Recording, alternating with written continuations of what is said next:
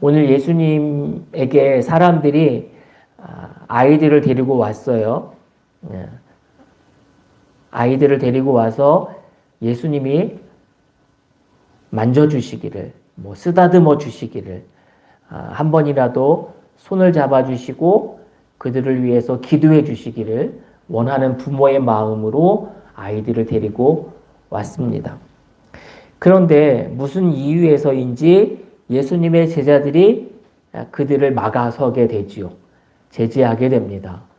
예수님이 지금 바쁘시다든지 아니면 아이들은 예수님이 만나지 않으신다라든지 어떤 핑계와 이유를 대서 그들을 가로막게 됩니다.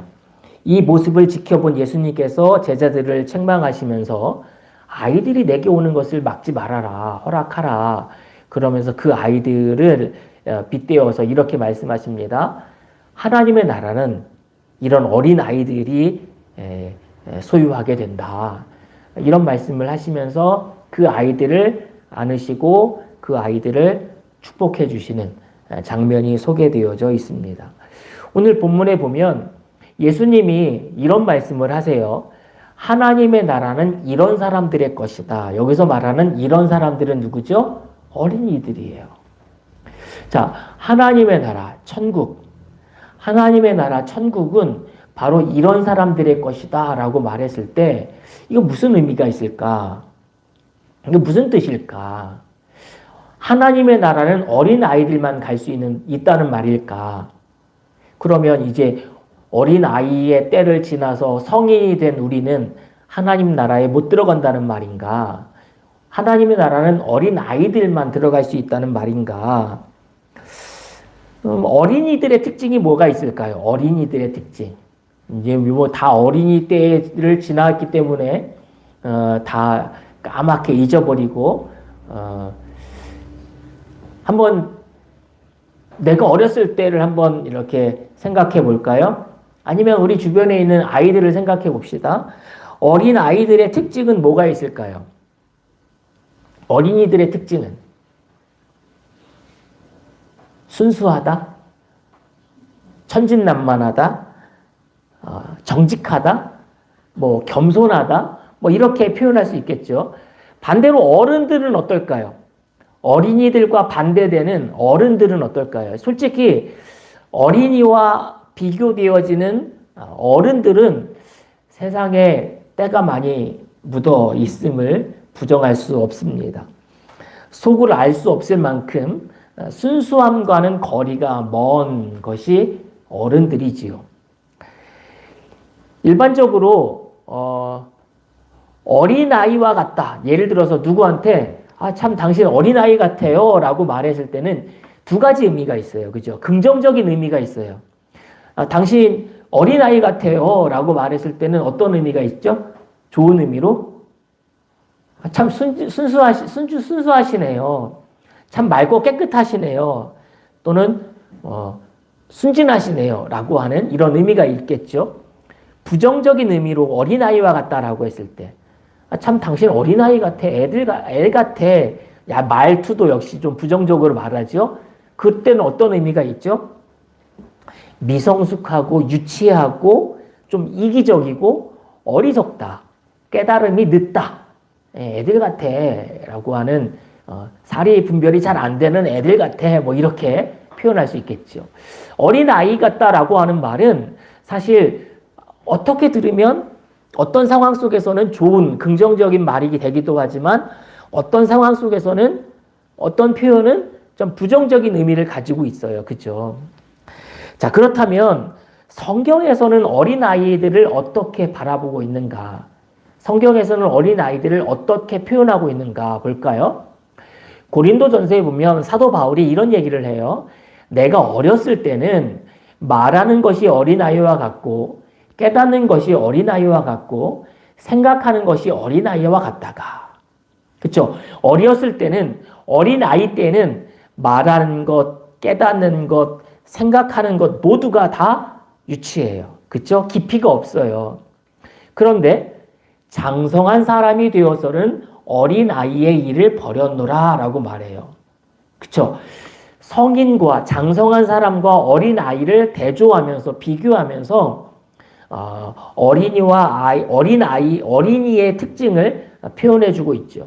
근데 사도 바울이 단순히 생물학적으로 자연과학적으로 어린이와 성인을 비교하려고 하는 말이 아닌 거죠. 이거는 뭐죠? 누가 봐도 어린아이와 성인의 차이는 누가 봐도 알 수 있어요. 이걸 말하려고 하는 게 아니라 사도 바울은 신앙 자체가, 믿음 자체가 어린아이의 수준의 믿음이 있고 장성한 성인의 수준의 믿음이 있다는 거예요. 내가 예전에는 어린아이와 같이 미성숙한 상태의 믿음이 있었지만 지금은 장성한 성인의 믿음에 도달했다. 이 얘기를 하는 거죠. 그러면서 여러분들도 믿음의 어린아이 수준에 머물러 있지 말고 장성한 성인의 믿음의 자리에 오르기를 바랍니다. 여기서 말하는 장성한 사람이란 뭐겠습니까? 말하는 것, 깨닫는 것, 생각하는 것에 있어서 어린아이의 수준을 넘어서는 그 차원을 말하는 거죠. 우리도 오늘 사도 바울이 말한 대로 어린아이의 수준에 머물러 있는 믿음과 신앙이 아니라 성장하고 성숙해서 장성한 사람의 수준까지 다다를 수 있기를 주님의 이름으로 축복을 드립니다. 여기서 사도 바울이 말하는 어린아이는 뭐예요? 미성숙하고 아직 깨달음이 덜 되고 어떤 이렇게 조금 부족한 듯한 표현을 하고 있죠. 사도 바울도 성경에서도 어린아이들은 그렇게 그려주고 있습니다. 그런데 예수님은 어린아이들을 뭐라고 어떻게 바라보고 있을까? 예수님의 관점인 거예요. 오늘 읽었던 본문하고 비슷한 본문이 누가복음에 등장하는데 누가복음에서도 역시 사람들이 예수님에게 아이들을 데리고 왔어요. 근데 예수님이 제자들을 가로막는 제자들을 향해서 이렇게 말씀하세요. 같이 한번 읽어봅시다. 시작. 내가 진실로 너희에게 이르노니 누구든지 하나님의 나라를 어린아이와 같이 받아들이지 않는 자는 결단코 거기 들어가지 못하리라 하시니라. 자, 결단코 하나님의 나라에 들어갈 수 없다. 누구처럼 받들지 않으면 어린아이같이 받들지 않으면 하나님 나라에 도저히 들어갈 수 없다. 라고 말씀하시면서 어린아이를 부정적으로 말씀하시는 게 아니라 어린아이를 하나님 나라에 들어가는 모델처럼 어린아이처럼 돼야 돼. 어린아이처럼 받들지 않으면 도저히 하나님 나라에 들어갈 수 없어. 결단코. 장담하건대 라고 말씀하시면서 어린아이를 하나님 나라에 들어가기에 합당한 모델로 제시하고 있습니다. 긍정적으로 말씀하고 계시는 거지요. 자, 그렇다면 학자들은 도대체 이 성경 안에서 부정적으로 말하기도 하고 예수님은 긍정적으로 표현하기도 하는 이 어린아이와 같다라고 하는 말은 도대체 무슨 의미가 있을까? 학자들은 두 가지 관점으로 표현하고 있습니다. 첫 번째는 어린아이와 같이 수용적인 자세를 가질 때 하나님 나라에 갈 수 있다는 거예요. 그러니까 어린아이들은 뭔가 가르치거나 뭔가를 알려줄 때 계산하고 어떤 판단하고 하지 않지 않습니까? 있는 그대로 수용을 해요. 있는 그대로 받아들입니다. 그죠? 선생님이나 부모님이나 어른들이 하는 모든 말들을 어떤 걸러내거나 제한하지 않고 있는 그대로 수용하고 받아들이죠. 그렇죠? 보통 그렇다는 거죠. 하나님의 말씀도 그런 수용적인 태도와 자세를 가질 때 그들에게 하나님 나라가 주어진다는 거예요. 하나님의 말씀이 이렇게 귀로 들려지고 기도하거나 말씀을 읽을 때 하나님의 말씀이 나에게 부딪혀 올 때 그 말씀을 나의 삶의 환경과 어떤 접해서 이거는 걸러내고 이거는 나랑 상관없는 말씀이고 이거는 내가 지키기 좀 어려우니까 나중에 이렇게 솎아내는 게 아니라 하나님의 말씀을 있는 그대로 수용하는 거죠. 마치 스폰지가 물을 빨아들이듯이 하나님의 말씀을 있는 그대로 수용할 때 그들에게 하나님의 나라가 주어진다는 거예요.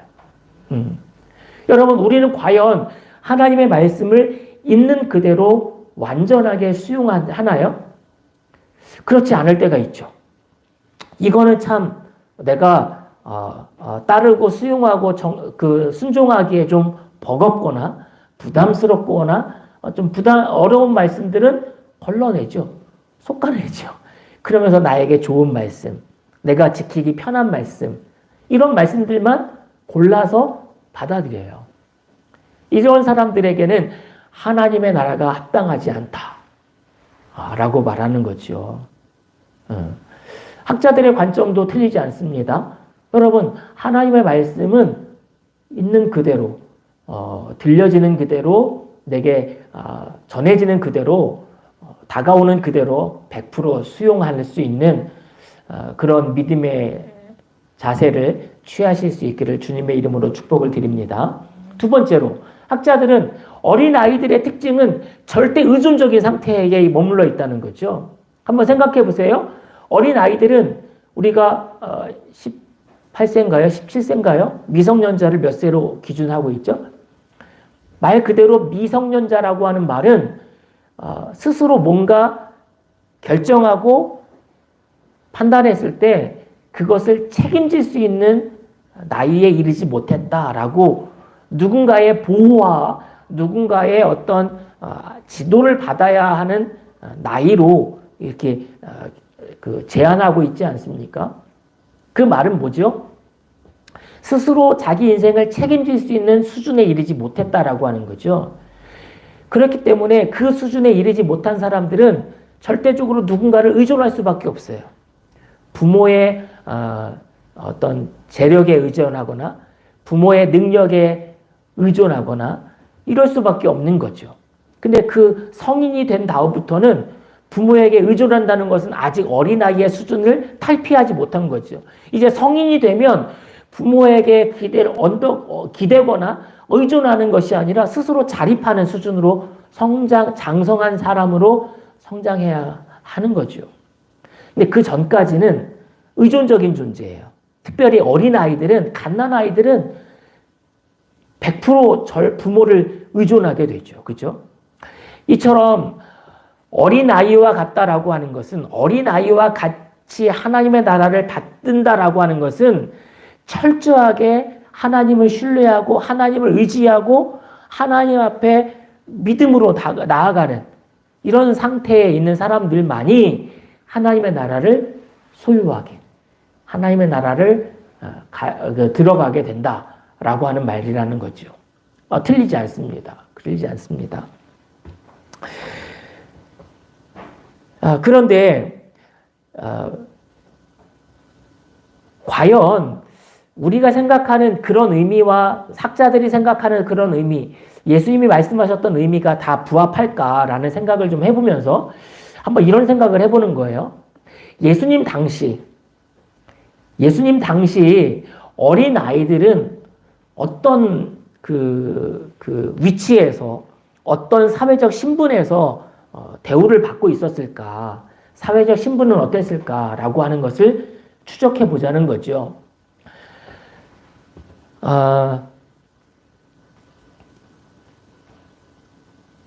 지금도 역시 마찬가지지만 사회적 약자들은 존중받고 대우받기보다는 무시당하고 아니면 어떤 기득권에서 제외당하기 일쑤입니다. 그렇죠? 지금도 여전히 사회 곳곳에서는 어떤 문명이 발전되지 않은 나라에서는 여성들과 또 장애인들과 또 아이들은 성인의 수준에 해당하는 인격적 대우를 받지 못하고 있는 게 현실이지 않습니까? 소외당하고 사회적 약자 취급을 당하고 멸시받는 것이 사실입니다. 그쵸? 사실 우리나라 역시 지금 현 시대를 살아가는 우리 사회 공동체 안에서도 비일비재하게 그런 일들은 일어나고 있어요. 그런데 예수님 당시로 거슬러 가보자는 거죠. 그 시대로 2000년 전으로 거슬러 올라가면 그런 현상은 우리가 살아가고 있는 현대와 달라도 너무 많이 달랐을 거라는 거예요. 여성들은 심지어 숫자를 셀 때 숫자에 포함되지도 않았어요. 여기 우리 몇 명이 앉아 있을까요? 숫자를 세겠죠? 몇 명 숫자를? 네, 여자들은 숫자를 세지도 않았어요. 어린이는 숫자에 넣지도 않았어요. 남자들만 셌어요. 실제로 그랬다니까요. 비인격적인 대우를 받았으며 범죄의 희생양이 되죠. 우리나라도 예전에 보면 아이들 뭐 시켰어요? 앵벌이 시키고, 그죠? 지저분한 일 시켜가지고, 돈벌이 하지 않았습니까? 특별히 전쟁과 가뭄 때문에 시달리면 가난한 나라 가진 자들은 오히려 그런 사회적 약자들을 억압하고 그들을 억누르고 그들을 쥐어짜서 자기들의 배를 채우는 것이 일상이었습니다. 그래서 여성들과 가지지 못한 자, 배우지 못한 사람들, 또 장애인들, 그리고 어린아이들은 그들의 희생양으로 전락하게 됩니다. 부유층이나 귀족, 기득권을 가지고 있는 특권층이 아니라면 이들은 가족에게서조차 버림받기 일쑤였죠. 지금도 가끔 미디어를 통해서 접하는 제3국에서 들려오는 소식들을 보면 뭐예요? 어린아이들을 팔아요. 그렇죠? 사실 우리나라에도 있었던 일이긴 하지만 아무튼 전혀 방어 능력도 없고 생산 능력도 없던 그런 어린이들을 어른들에게 복종할 뿐만 아니라 종속되어서 억압받고 존중받고 대우받는 일들은 그리 흔하지 않았던 거지요. 오늘 본문에서도 보면 일부 사람들이 자기 자녀들을 예수님에게 어떤 사랑을 받는 어떤 쓰다듬어주는, 그죠? 한번 그 존경하는 인물이, 존중받는 인물이 우리 아이를 한번 쓰다듬어준다? 우리 아이를 한번 이렇게 안아준다? 되게 귀한 일이잖아요. 그죠? 부모로서 자녀를 대하는 마음이 그럴 수 있잖아요. 그죠? 데리고 왔는데 제자들이 제지하는 모습 속에서도 보면 그 당시 어린 아이들을 어떻게 취급했는지를 너무 잘 알 수 있는 본문인 거죠. 그죠? 사실 우리나라 역시 어린아이가 대접받기 시작한 것은 그리 오래되지 않지 않습니까?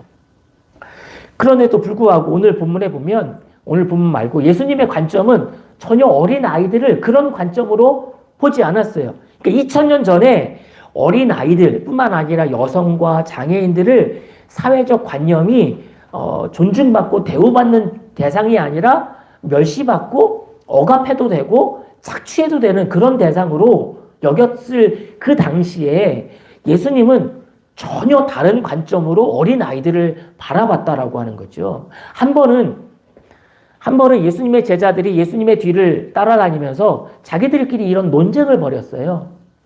예수님의 제자들이 12명 아닙니까? 12명 가운데서 야, 우리 가운데 누가 더 예수님의 사랑을 많이 받고 있지? 우리 제자들을 대표해서 누가 리더십을 가장 발휘하는 최고의 제자지? 누가 1등 가는 제자인지를 서로 다투고 있었어요. 논쟁하고 있었어요. 그 중에 베드로는 나는 예수님의 어떤 가장 신임을 받는 사람이니까 내가 예수님의 가장 높은 제자야. 최고의 제자야. 아니면 요한은 아니야, 예수님이 가장 나를 많이 사랑하셔. 내가 예수님의 가장 사랑받는 제자야. 유다는 아니야, 내가 이 공동체 안에 재정을 맡았으니까 내가 이 공동체에서 가장 신뢰받는 제자야. 이런 자기 주장을 펼치면서 정당성을 발휘하면서 주장하면서 자기가 예수님의 제자들 중에 가장 으뜸이 되는 제자라고, 가장 최고의 제자라고 서로 다투고 논쟁을 벌이고 있었어요. 이 이야기를 전해드린 예수님이 제자들에게 이런 말씀을 하세요. 같이 한번 읽어봅니다. 시작. 누구든지 첫째가 되고자 하면 뭇 사람의 끝이 되며 뭇 사람을 섬기는 자가 되어야 하리라 하시고, 어린아이 하나를 데려다가 그들 가운데 세우시고 안으시며 제자들에게 이르시되, 누구든지 내 이름으로 이런 어린아이 하나를 영접하면 곧 나를 영접함이요, 누구든지 나를 영접하면 나를 영접함이 아니요 나를 보내신 이를 영접함이니라.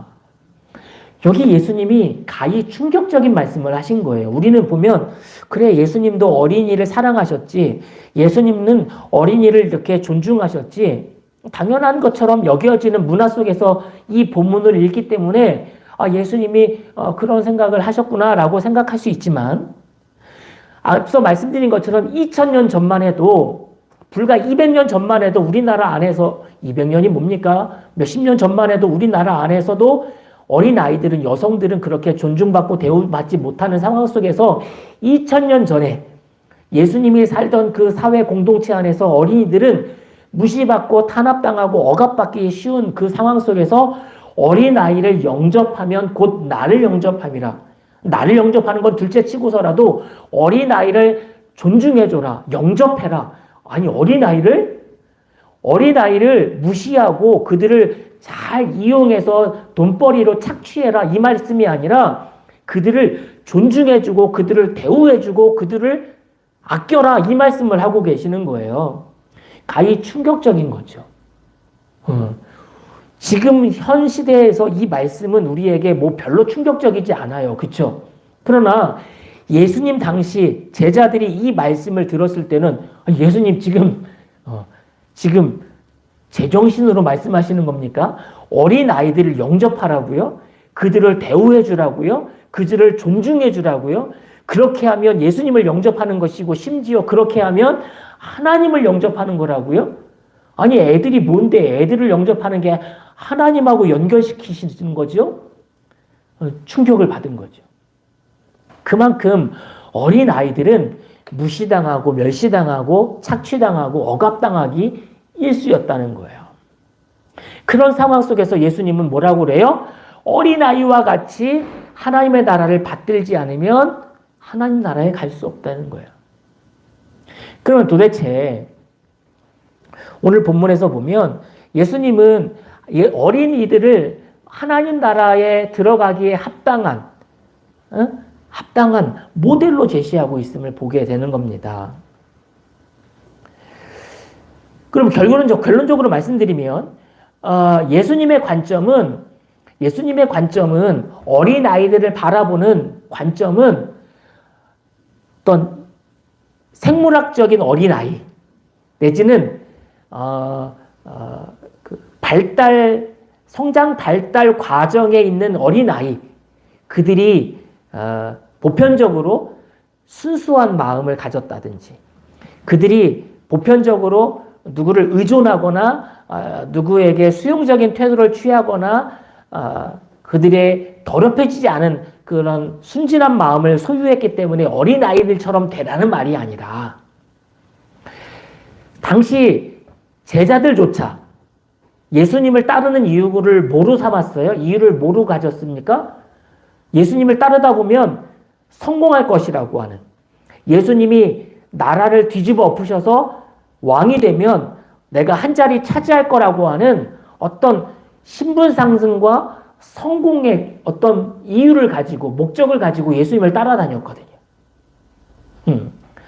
예수님을 따라다니면서 예수님의 제자가 되어서 말씀을 배우면서조차도 예수님 곁에 있으면 내가 최고가 될 거야, 지금도 나는 최고야 라고 생각을 하고 있는 여전히 세속적인 관점을 가지고 예수님을 따르고 있었던 거죠. 제자들조차도.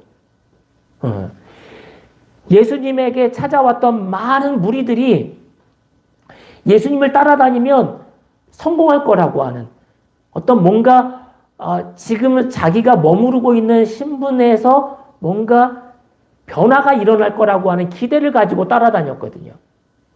근데 그게 아니라 예수님은 어린아이와 같이 낮은 자, 천한 자, 어떤 인정받지 못한 가장 낮은 자리에 머무르는, 그것은 곧 섬김과 겸손의 자리를 말하는 거죠. 그런 자들만이 오히려 하나님 나라에 부합한 자들이다.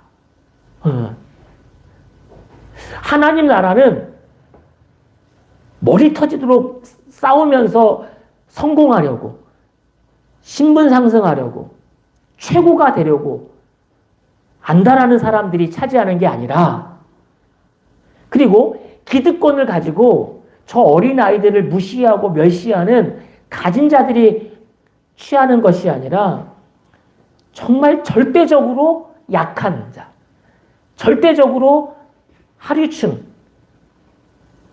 겸손하고 낮은 자리에서 섬기는 자들의 것이라는 거예요.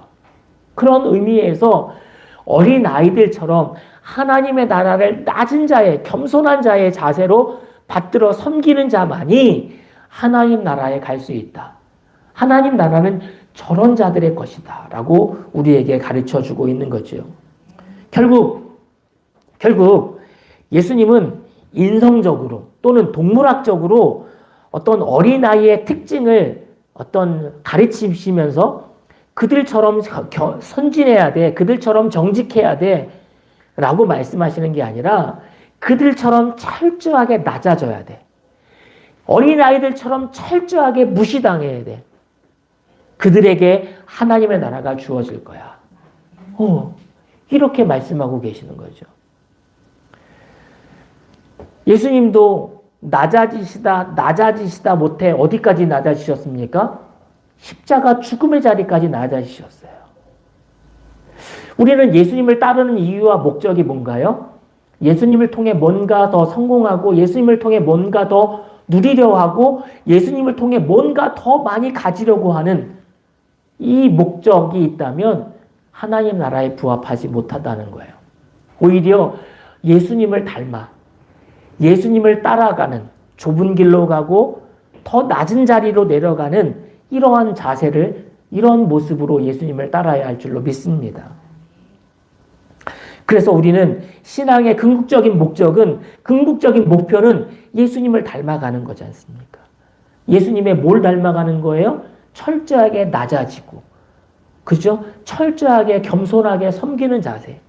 제자들의 발을 씻기시면서, 그죠? 온 세상의 죄를 짊어지고 십자가를 지시며 죽음의 자리까지 낮아지셨던 그 예수님의 삶을 닮아가는, 그것이 신앙의 목표여야 된다라고 하는 거죠. 우리 모두 그렇게 살아갈 수 있기를 주님의 이름으로 축복을 드립니다.